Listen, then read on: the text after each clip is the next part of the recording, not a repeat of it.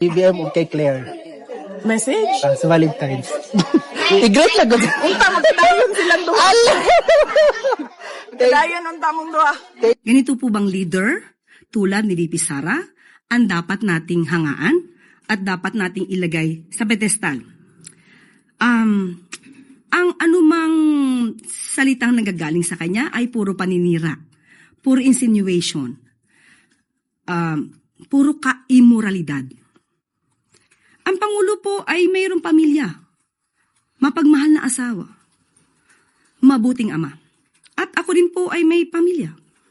So sa isang tulad na ni Vice Presidente na magsasalita ng ganito, ito po ay napakababa bilang babae.